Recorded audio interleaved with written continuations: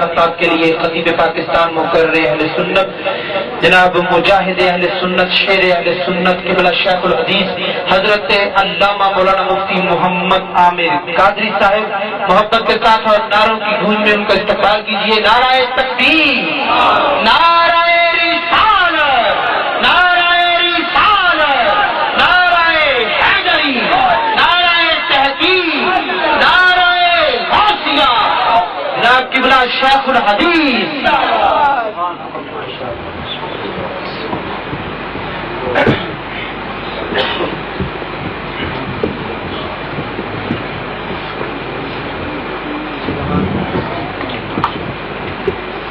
نحمده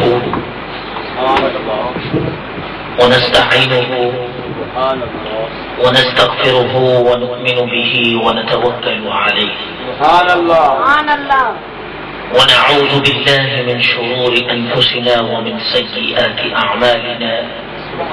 من يهده الله فلا مضل له ومن يضلله فلا هادي له. سبحان الله. ونشهد أن لا إله إلا الله وحده لا شريك له. ونشهد أن محمدا عبده ورسوله. أما بعد، قوله تبارك وتعالى عز وجل في القرآن المجيد والكلام القديم. فأعوذ بالله السميع العليم من الشيطان الرجيم. أغناهم الله ورسوله من فضله. صدق الله العلي العظيم. قال الله تبارك وتعالى عز وجل في شان حبيبه مخبرا وآمرا. إن الله وملائكته يصلون على النبي يا أيها الذين آمنوا صلوا عليه وسلموا تسليما. صلوا وسلموا على الحبيب العظيم. الصلاة والسلام عليك يا رسول الله. الصلاة والسلام عليك يا سيدي يا رسول الله، وعلى آلك وأصحابك يا سيدي يا حبيب الله، وعلى آلك وأصحابك يا رحمة للعالمين. الحمد لله منشئ الخلق من عدم، ثم الصلاة على المختار في القدم. مولاي صل وسلم دائما أبدا على حبيبك خير الخلق كلهم. محمد سيد الكونين والثقلين والفريقين من عرب ومن عجم. فإن من جودك الدنيا وضلتها ومن علومك علم اللوح والقلم. منزه عن شريك في محاسنه فجوهر الحسن فيه غير منقسم. وأحسن منك لم تر قط عيني وأجمل منك لم تلد النساء. خلقت مبرأ من كل عيب كأنك قد خلقت كما تشاء. ما إن مدحت محمدا بمقالتي لكن مدحت مقالتي بمحمد. ان کی مہک نے دل کے غنچے کھلا دیے. ان کی مہک نے دل کے غنچے کھلا دیے ہیں. جس راہ چل دیے ہیں کوچے بسا دیے. ان کے نثار کوئی کیسے ہی رنج میں ہو. ان کے نثار کوئی کیسے ہی رنج میں ہو. جب یاد آ گئے ہیں سب غم بلا دیے. جس راہ چل دیے ہیں کوچے بسا دیے. آنے دو یا ڈبو دو اب تو تمہاری جانب. آنے دو یا ڈبو دو اب تو تمہاری جانب. کشتی تمہیں پہ چھوڑی لنگر اٹھا دیے ہیں. جس راہ چل دیے ہیں کوچے بسا دیے ہیں. اللہ کیا جہنم اب بھی نہ سرد ہوگا. اللہ کیا جہنم اب بھی نہ سرد ہوگا. کہ رو رو کے مصطفیٰ نے دریا بہا دیے. نعرہ تکبیر، نعرہ رسالت، نعرہ حیدری، شیخ الحدیث مفتی محمد عامر قادری. میرے کریم سے گر قطرہ کسی نے مانگا، میرے کریم سے گر قطرہ کسی نے مانگا، دربے بہا دیے ہیں دریا بہا دیے.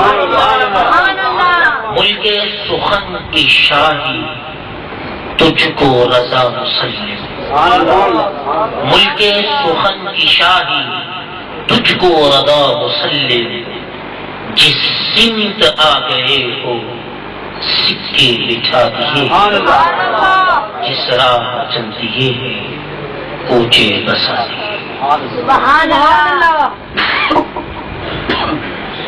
حمد و ثنا کے بعد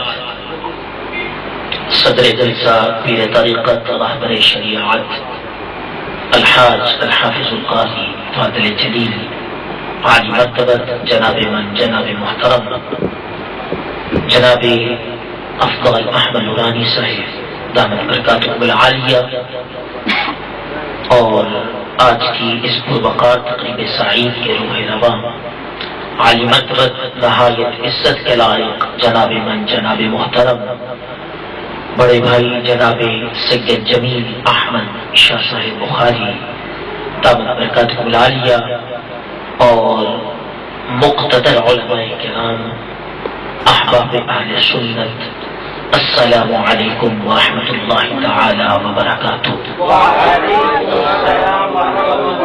آج کی یہ پرنور تقریب سعید نبی کریم رؤوف الرحیم خاتم النبیین شفیع المذنبین انیس الغریبین عقائد و جہاں سرور قوم و مکان دانائے سبل ختم الرسل مولائے کل سرکار مدینہ سرور قلب و سینہ صاحب معطر حسینہ نور گنجینہ سرور سکینہ علی تحیت و ثنا کہ ذکر سعید کے حوالہ سے جاری و ساری ہے. اللہ کریم ہماری اس حاضری کو ہمارے صغیرہ کبیرہ ذنوب کے لیے ذریعہ نجات بنا دے.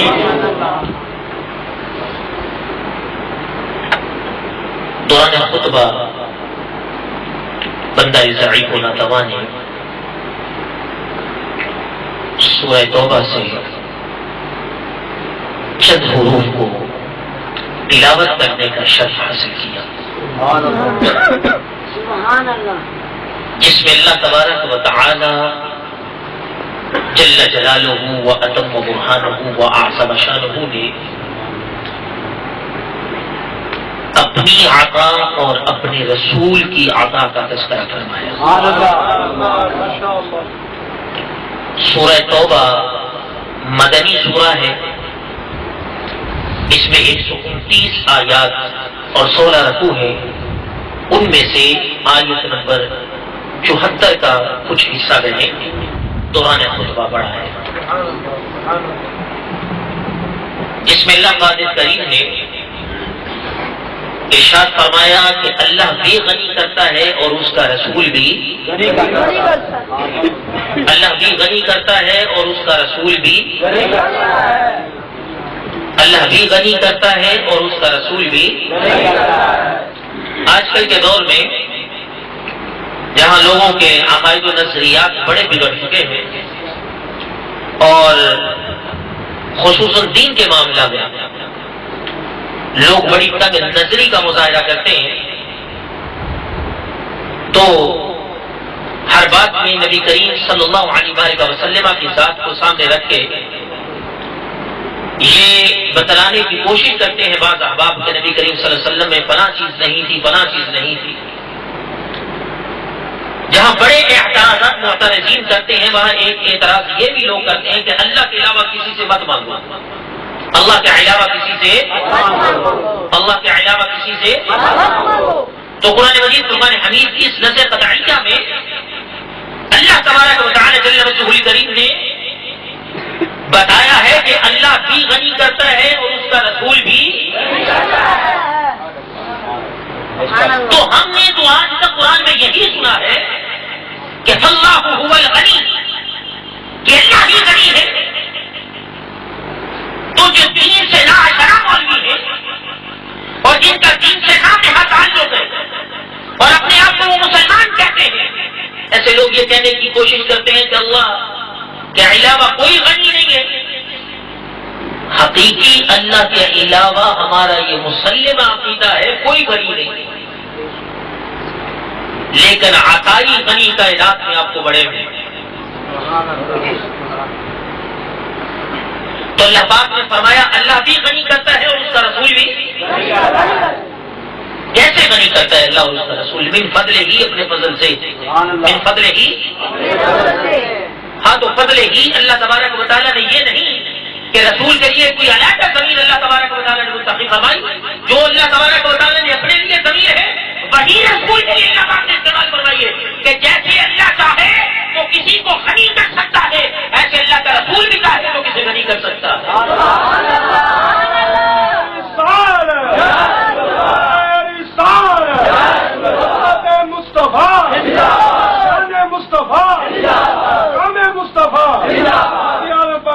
غنی کا کیا معنی ہے؟ کہ اللہ بھی عطا کرتا ہے، اس کا رسول بھی عطا کرتا ہے. یہ پارہ نمبر 10 ہے. پارہ نمبر 10 کا رکوع نمبر 16 ہے، سورہ توبہ ہے. اللہ تبارک و تعالیٰ فرما رہا ہے کہ اللہ بھی دیتا ہے، اس کا رسول بھی دیتا ہے، اپنے فضل سے دیتے ہیں. تو پتہ یہ چلا کہ جو لوگ یہ کہتے ہیں کہ اللہ کے علاوہ کوئی نہیں دیتا، اللہ کا قرآن کہتا ہے اگر اللہ کے علاوہ کوئی دیتا ہے تو رنگ مصطفیٰ عطا فرماتا ہے. اب آپ اس بات پہ غور فرمائیں کہ آج کے بعد اگر کوئی شخص آپ سے یہ کہہ دے کہ اللہ ہی دیتا، اللہ کے علاوہ کوئی نہیں دیتا، تو یہ قرآن کی نص آپ کو یاد رہنی چاہیے. لیکن اس کے شروع میں اللہ پاک نے ارشاد فرمایا وما نقموا، وما نقموا. لیکن جو منافق ہیں ان کو یہ بات بہت بری لگتی ہے. منافقوں کو، منافق جو ہوتا ہے اس کو یہ بات، منافق جو ہوتا ہے نا، منافق جو ہوتا ہے، منافق اسے کہتے ہیں جس کی زبان اور دل اور ہو. زبان پہ کچھ ہو دل میں کچھ ہو، وہ بندہ منافق ہوتا ہے. اللہ تبارک و تعالیٰ نے قرآن مجید میں ارشاد فرمایا ان المنافقین والکافرین فی جہنم جميعا. اللہ تبارک و تعالیٰ منافقوں کافروں کو جہنم میں جمع فرما دے گا. اور آگے اللہ تبارک و تعالیٰ نے ارشاد فرمایا ان المنافقین فی الدرک الاسفل من النار. اور اللہ تبارک و تعالیٰ جو منافق ہوں گے انہیں کافروں سے بھی نیچے جہنم میں پھینکے گا اللہ. اور زندگی میں یاد رکھیے گا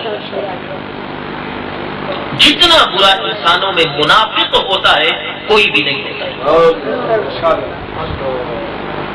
جتنا برا منافق ہوتا ہے کوئی شخص اتنا برا نہیں ہوتا.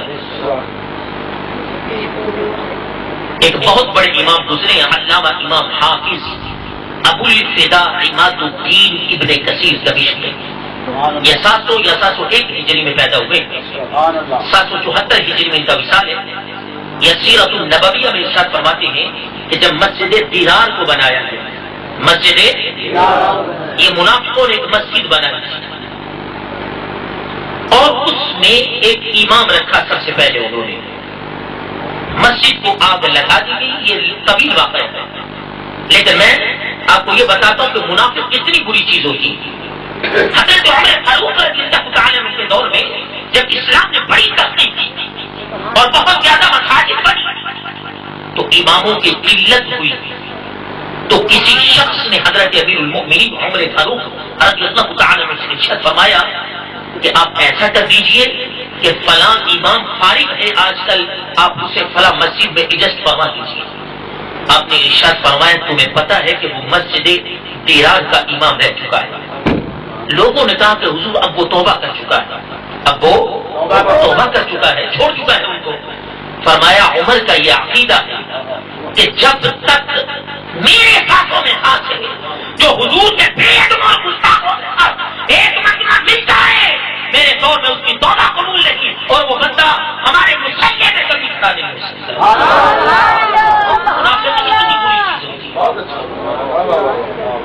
تو ورنہ صحابہ سے زیادہ دین کو سمجھنے والا تو دنیا میں کوئی نہیں ہے نا.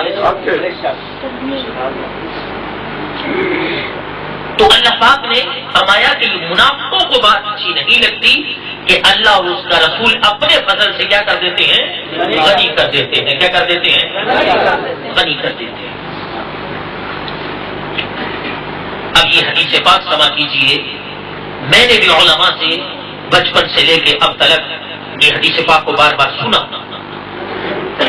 لیکن اللہ تبارک و تعالی کی توفیق سے نبی کریم صلی اللہ علیہ وآلہ وسلم کی نظر رحمت سے یہ مجھے حدیث پڑھنے کا شرف ملا. یہ حدیث سنن النسائی کی حدیث ہے، اور اصول حدیث میں سنن اس حدیث کی کتاب کو کہتے ہیں جس میں احکام کی حدیث ہو. اور یہ حدیث کا امام اس کا نام ہے احمد، باپ کا نام ہے شعیب. 215 ہجری میں خراسان کے ایک شہر نسا میں پیدا ہوا یہ بندہ. 5761 احادیث کو اس کتاب میں لکھا ہے اس امام نے. اور بے حد عبادت گزار تھے. پورا دن مصر کے بادشاہ کے ساتھ جہاد کرتے تھے لوگوں کے لیے، اور رات میں پوری رات اللہ کی عبادت کرتے تھے. اور 4 شادیاں آپ نے فرمائی تھی، اور کھانے میں آپ کو بھنا ہوا مرغ بہت پسند تھا. امام نسائی رحمت اللہ تعالی علیہ آپ نے اس حدیث پاک کو لکھا ہے. اس جگہ بھی آپ نے اس حدیث پاک کو لکھا ہے. کتاب الافتتاح میں اس حدیث کو آپ نے لکھا ہے.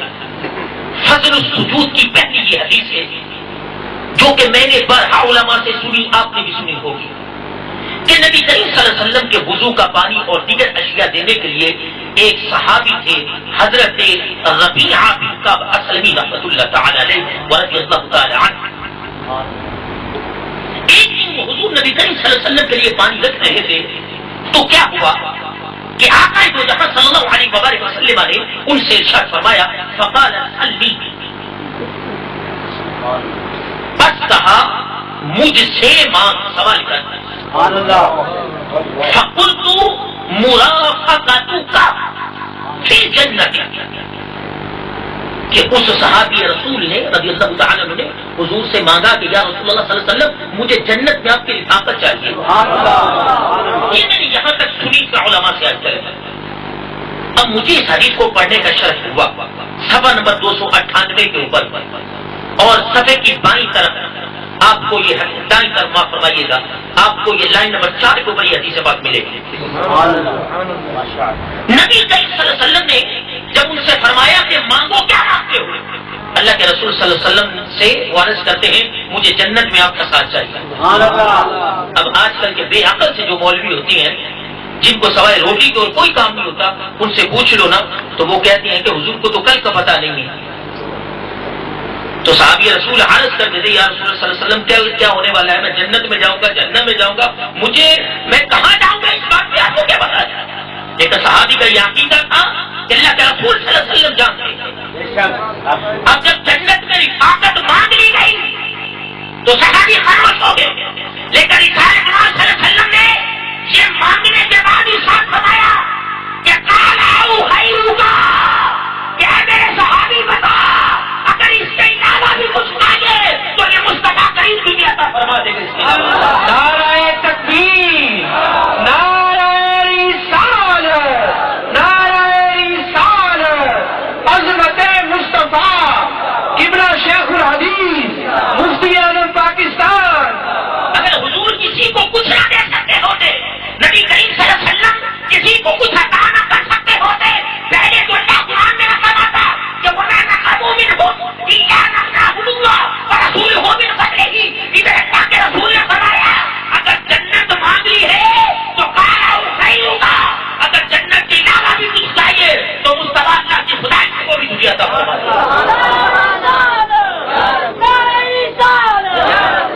تو نبی کریم صلی اللہ علیہ وسلم نے اپنے صحابی سے فرمایا کہ جنت کے علاوہ بھی تجھے کچھ چاہیے تو مجھے بس. جنت کے علاوہ بھی بڑے مولویوں کو تو ایک ہی بڑوں کو حدیث آتی ہے نا تو حضور نے فرمایا پتہ نکل میرے ساتھ کیا ہوگا.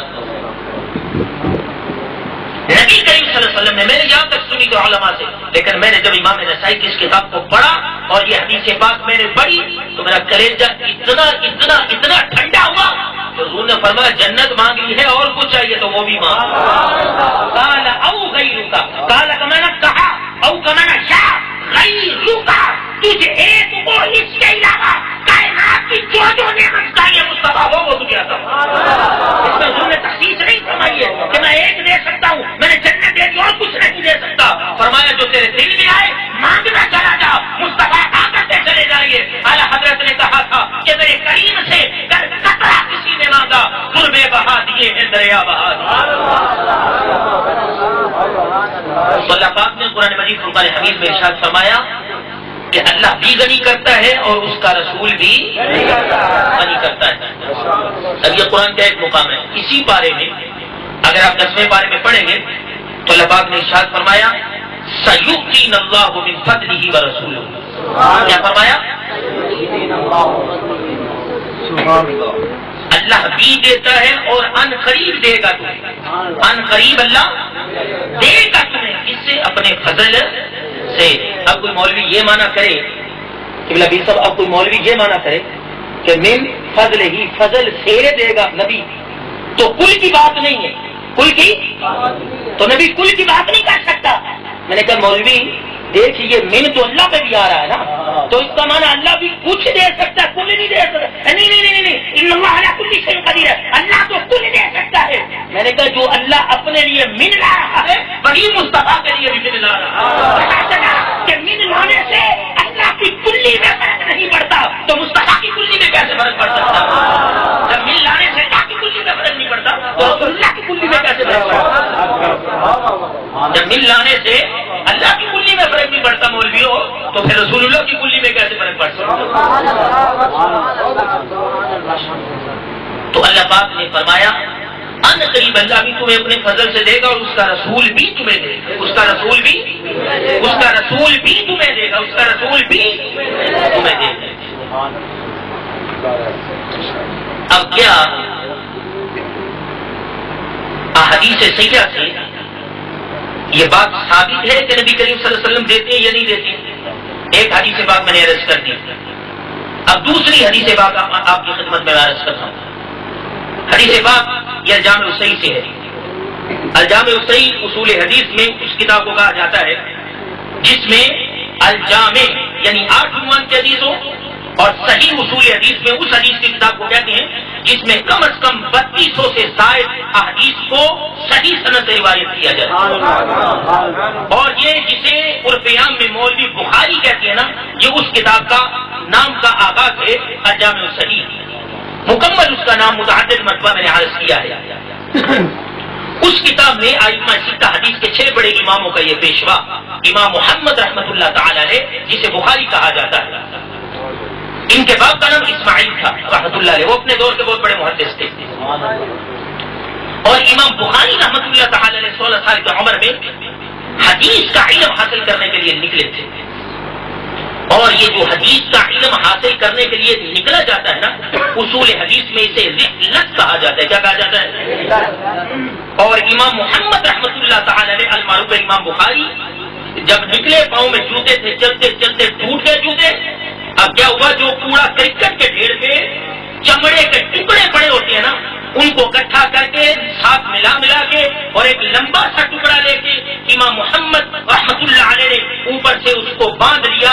یعنی دین کی تعلیم حاصل کرنے کے لیے کوڑا کرکٹ کے ڈھیر سے چمڑا اٹھا کے پاؤں کے نیچے رکھے، لیکن نبی کریم صلی اللہ علیہ وسلم کے دین کو حاصل کرنے کے لیے آپ اپنا سفر جاری اتاری رکھے. اتنا بڑا یہ ائمہ ستہ کا پیشوا امام بخاری جسے کہا جاتا ہے، محمد اس کا نام ہے، جو کہ 194 ہجری میں نماز جمعہ کے بعد شہر بخارا میں پیدا ہوئے، جو کہ اس وقت خلافت عباسیہ کے زیر تحت تھا. انہوں نے اس حدیث پاک کو نقل کیا ہے کہ نبی کریم صلی اللہ علیہ وسلم آیا کسی کی مدد فرما سکتے ہیں کہ نہیں. پہلی جلد ہے، صفحہ نمبر 286 ہے. پہلی جو روایت ہے وہ 85 سے شروع ہوتی ہے، 86 میں ختم ہو جاتی ہے. لائن نمبر 24، 25، 26، 27 اور 286 صفحے کی لائن نمبر 1 اور 2 کے اوپر صفحے کے دائیں بائیں صفحہ نمبر 285، 86 یعنی لائن نمبر 24، 25، 26، 27 اور 286 کی لائن نمبر 1، 2، 3 الجامع الصحیح امام بخاری جسے دنیا کہتی ہے اور اس کا نام محمد رحمۃ اللہ تعالی علیہ ہے. پہلی جلد میں کے والد ماجد کا انتقال ہو گیا. جب ان کا انتقال ہوا تو آپ کے والد کے اوپر بہت زیادہ قرضہ تھا. اب کیا ہوا، حضرت جابر رضی اللہ تعالیٰ عنہ جو ہیں وہ نبی کریم صلی اللہ علیہ وسلم کی بارگاہ میں گئے تو امام محمد رحمۃ اللہ علیہ نے یہ الفاظ نقل کیے کہ فاستعنت النبی صلی اللہ علیہ وسلم، حضرت جابر نے نبی کریم صلی اللہ علیہ وسلم سے مدد مانگی. کیا مانگی؟ یہ حدیث کا سب سے بڑا امام مانا جاتا ہے. جب کیا ہوا، ائمہ ستہ میں، یہ بھی یاد رکھیے گا، ائمہ ستہ میں مانا جاتا ہے. اور یہ جو بندہ ہے 1080 اساتذہ تجارت کرام سے پڑھنے والا کہتا ہے کہ جب حضرت جابر نے حضور سے مدد مانگی تو یہودیوں کا قرضہ دینا تھا.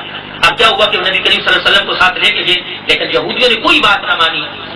اب کیا ہوا، ان کا باپ تھا. نبی کریم صلی اللہ علیہ وسلم نے ان سے ارشاد فرمایا، کتاب البیوع میں یہ آپ کو حدیث بات ملے گی. نبی کریم صلی اللہ علیہ وسلم نے ان سے ارشاد فرمایا کہ تم اپنی جا کے کھجوروں کے 2 ڈھیر بنا دو، ایک دائیں طرف ایک بائیں طرف. اجوا کھجور دائیں طرف اور دوسری کھجور کے قسم کی وہ بائیں طرف بنا دو. اب وہ جب بنا دی گئی تو نبی کریم صلی اللہ علیہ وسلم نے حضرت جابر سے ارشاد فرمایا کہ جب بنا لو تو مجھے بتا دینا. اب حضرت جابر رضی اللہ تعالیٰ عنہ نے نبی کریم صلی اللہ علیہ وسلم کی بارگاہ میں سندیشہ بھیجا، حضور تشریف لے آئیے، میں نے کھجوروں کی 2 ڈھیرے بنا دیے. اب نبی کریم صلی اللہ علیہ وسلم جب تشریف لائے تو امام محمد رحمۃ اللہ علیہ ایک روایت میں کہتے ہیں کہ حضور ان کے اوپر بیٹھے، دوسری روایت میں کہتے ہیں وسبن، حضور درمیان میں بیٹھ گئے. اب دائیں بھی کھجوروں کی ڈھیری ہے، بائیں بھی کھجوروں کی ڈھیری ہے. جو بندے یہ کہتے ہیں اللہ کا رسول نہیں دیتا ہے، دھیان سے سننا ذرا، ادھر بھی ڈھیری ہے کھجوروں کی، ادھر بھی ڈھیری ہے کھجوروں کی. صفحہ نمبر 285 اور 86 پہلی جلد میں صفحے کے دائیں بائیں لائن نمبر 24 25 26 27 لائن نمبر 1 2 3 کے اوپر آپ کو یہ حدیث بات ملے گی. اب نبی کریم صلی اللہ علیہ وسلم جب بیٹھ گئے تو آپ نے حضرت جابر سے ارشاد فرمایا اب ان کو توڑ کے کھجوریں دینے شروع فرما دو. اب صحابی رسول اللہ کے رسول صلی اللہ علیہ وسلم کے فرمان کو سنا اور کھجوریں تھوڑی سی تھی لیکن وہ پکا ایمان رکھتے تھے، یقین رکھتے تھے. ہماری طرح نہیں کہ شیر بھی پڑے تو لگتا ہے کہ لڑکھڑا رہے، ان کا عقیدہ پتہ نہیں مضبوط بھی ہے کہ نہیں ہے. ایسا نہیں کیا، خاموشی کے ساتھ اب کھجوروں کو توڑنا شروع کر دیا تو قرضہ بہت ایسا ہے. آپ کو پتہ ہے حضور صلی اللہ علیہ وسلم بیٹھے ہیں، یہودی آ رہے ہیں، حضرت جابر وہ دے رہے ہیں کھجوریں. اب کیا ہوا کہ سارے قرض دار چلے گئے تو حضرت جابر کیا کہتے ہیں، وہ باقی یا تمری، یہ یا متکلم کی اپنی طرف کی ہے انہوں نے، وہ باقی یا تمری، اور باقی میری کھجور جو تھی وہ باقی ہے بالکل. انہو کأنہو، دونوں طرح کے لفظ ہیں اور مشابہ بھی فعل میں ہے اور شک کو نکال رہے ہیں. کہتے ہیں جابر کہتے ہیں کہ کأنہو، اور یہ جو کاف لائیں نا بیچ میں کاف لائیں وہ یہ تشبیہ کے لیے ہوتا ہے، سمجھانے کے لیے ہوتا ہے، مثال کے لیے ہوتا ہے. لیکن یاد رکھیے گا مثال اصل نہیں ہوتی، المثل لا اصل لا، مثل اصل ہی ہوتی ہے لیکن سمجھایا یہ ہے کہ کیا ہوا کہ وَبَقِيَ تَمْرِي كَأَنَّهُ لَمْ يَنْقُصُ مِنْهُ شَيْءٌ. سارے قرضے اتار دیے حضور نے کیونکہ مدد مانگی تھی حضور سے. اور بھی کہتے ایاک نعبد وایاک نستعین، اللہ کے علاوہ کسی کا مدد مانگو. اور یہ ائمہ ستہ کا امام کہتا ہے صحابہ نے حضور سے مدد مانگی. تو کیا ہوا کہ حضرت جابر کہتے ہیں کہ سارے قرضے اتر گئے. لم ينقص منه شيء، میری کھجوروں کے ڈھیروں سے اتنی بھی کمی نہیں آئی. جیسے آقا آئے تھے کھجوروں کے ڈھیر جیسے تھے، حضور کی برکت سے ویسے ہی رہے، ویسے ہی رہ گئے، ان میں کوئی کمی تک نہیں. اللہ اکبر،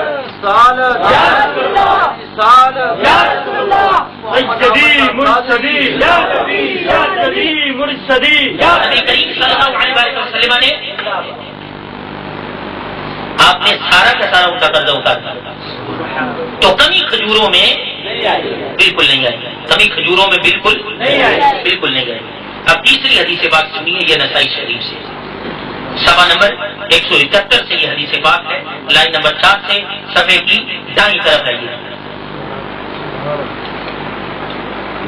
یہ حدیث بات آپ کو کتاب الصیام میں ملے گی. حضرت عبداللہ بن عباس رضی اللہ تعالی عنہ کہ نبی کریم صلی اللہ علیہ وسلم آپ سخی کیسے تھے؟ سبحان اللہ. تو سخی کس کو کہتے ہیں؟ دینے والے کو کہتے ہیں، سخاوت کرنے والے کو کہتے ہیں. عن عبد اللہ بن عباس کان یقول کان رسول اللہ صلی اللہ علیہ وسلم اجود الناس. سبحان اللہ. حضرت عبداللہ بن عباس رضی اللہ تعالی عنہ آپ ارشاد فرماتے ہیں کہ نبی کریم صلی اللہ علیہ وآلہ وسلم تمام لوگوں سے زیادہ سخی تھے. سبحان اللہ. تمام لوگوں سے اس لیے سخی تھے کہ اللہ کا قرآن سورہ دہا میں کہتا ہے وَأَمَّا السَّائِلَ فَلَا تَنْهَرْ، اے محبوب جو تیرے گلے دولت میں آ جائے اسے جھڑکنا مت، اسے جو سائل تیرے. تو اگر اللہ کے علاوہ کسی در پہ جانا عند شرع جائز نہ ہوتا تو اللہ قرآن میں یہ نہ فرماتا کہ محبوب جو تیرے در پہ آئے اسے جھڑکنا ہوتا.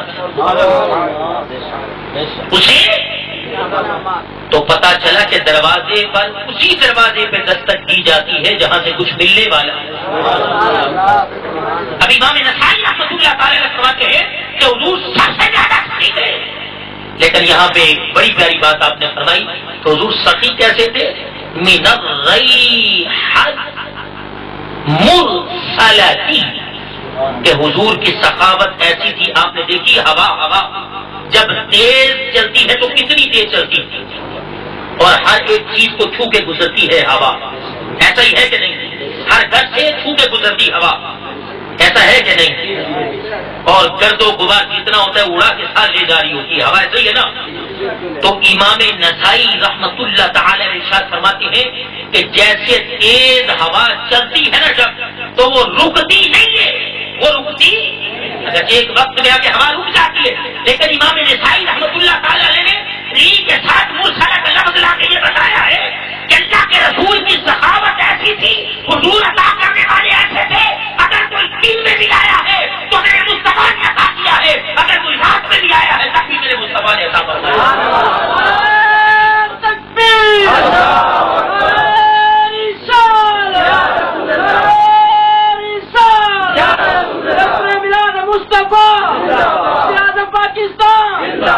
تو دن میں بھی حضور نے عطا فرمایا ہے، رات میں بھی آقا نے عطا فرمایا. یہاں پہ مجھے واقعہ یاد آ رہا ہے، حضرت رابعہ بصری رحمت اللہ تعالی علیہ کا، یہ 97 ہجری میں پیدا ہوئی تھی اور 185 ہجری میں ان کا وصال ہے. ان کے والد ماجد کا نام تھا شیخ اسماعیل رحمت اللہ علیہ.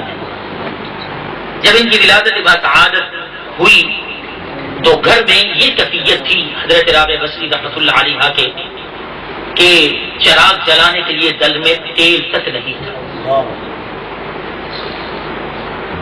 تو رابعہ کہتے ہیں چوتھی کو.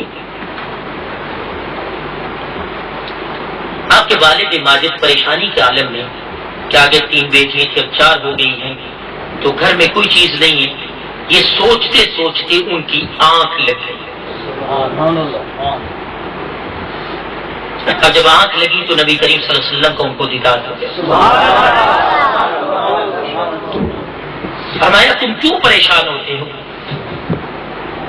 تمہیں پتہ ہے اللہ نے جو تجھے بیٹی عطا فرمائی ہے اس کے صدقے میں کئی جہنمی جنت میں جائیں.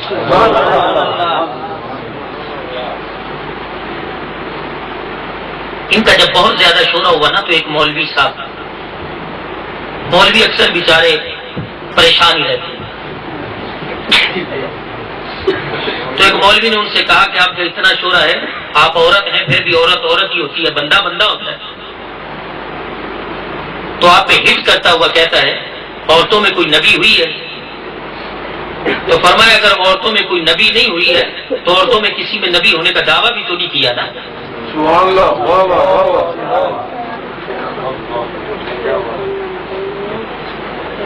تو نبی کریم صلی اللہ علیہ وسلم نے فرمایا تم پریشان مت ہو. اس وقت بصرہ کا جو حاکم تھا اس کا نام تھا عیسیٰ زروان. فرمایا ایسا کرو اس کے پاس چلے جاؤ، اس سے کہو کہ وہ ہر رات کو مجھ پر 100 مرتبہ درود و سلام پڑھتا ہے۔ سبحان اللہ۔ اور یہ سنیوں کی خدمت میں عرض ہے کہ سلام پہ زیادہ زور دیا کرو، کیونکہ سلو کا اگرچہ امر ہے لیکن سلیم و امر کے ساتھ تسلیماً تاکید کے لیے ہے کہ سلام بہت زیادہ پڑھو۔ تو جب جمعہ کی شب ہوتی تھی تو وہ بصرہ کہا کہ وہ حضور نبی کریم صلی اللہ علیہ وسلم پر کتنی مرتبہ 400 مرتبہ درود و سلام پڑھتا۔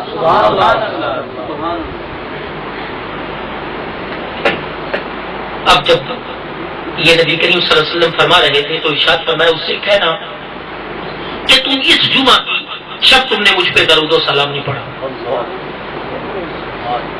تو مجھ کو نبی کریم صلی اللہ علیہ وسلم نے بتایا ہے اور مجھے تم جو ہے 4000 یا 400 درہم دے دو۔ اب حضرت رابعہ بصری رحمۃ اللہ تعالی علیہ کے والد ماجد جو تھے وہ بیدار ہوئے، اور جب بیدار ہوئے تو آنکھوں کے سامنے وہ سارا کا سارا ماجرا ہے۔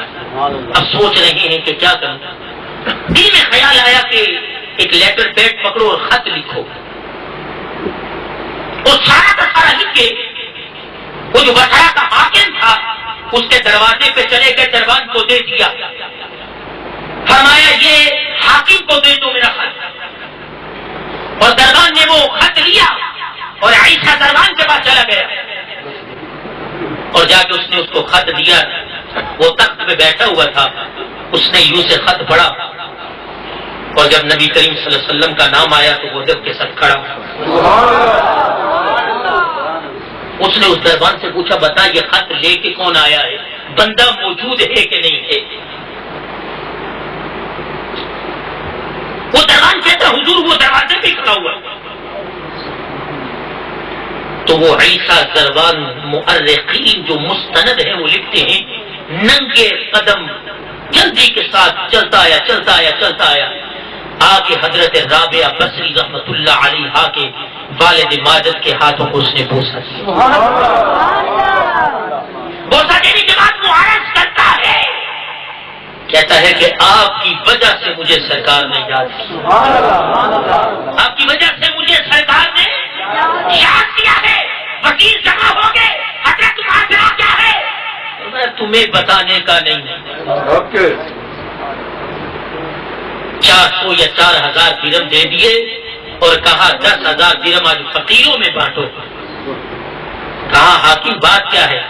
کہا میرے آقا نے مجھے یاد کیا ہے تو بات چلی تھی کہ اللہ بھی عطا کرتا ہے، اس کا رسول بھی عطا کرتا ہے، کوئی مولوی یہ کہہ دے کہ وہ ظاہری زندگی میں دیتے تھے، اللہ نے فرمایا میں نے یہ قید لگائی نہیں ہے، میرے محبوب سے مانگتے رہو، ارے قیامت تک ملے گا، جب حشر میں آؤ گے مصطفیٰ سے مانگو گے تمہیں جنت بھی مصطفیٰ سے ملے گی۔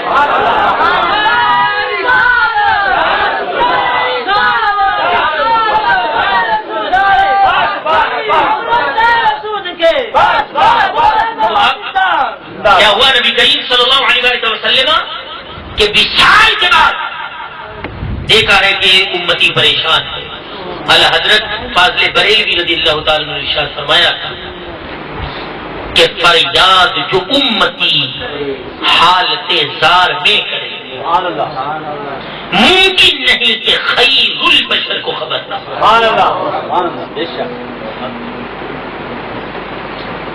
حضرت خواجہ معین الدین چشتی اجمیری رحمۃ اللہ تعالی علیہ، اس کے بعد ایک قرآن کی نظم عرض کروں گا اور پھر اجازت۔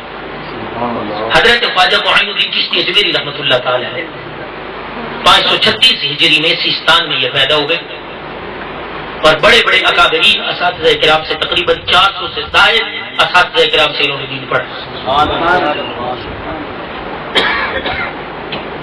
اچھے لوگ تھے، وہ بہترین لوگ تھے۔ آج کل کا تو یہ دور ہے کہ ایک جگہ سے دوسری جگہ آپ چلے جاؤ نا تو پہلی جگہ والے آپ کو کم سے کم مشرک سمجھیں گے۔ کیا ہے کم از کم آپ کو مشرک سمجھے کہ کم از کم آج کل یہ دور بڑھ رہا ہے۔ تو تب بزرگان دین جو تھے وہ ان کی کوشش ہوتی تھی جتنا زیادہ ہمیں فیض مل سکے نماز میں۔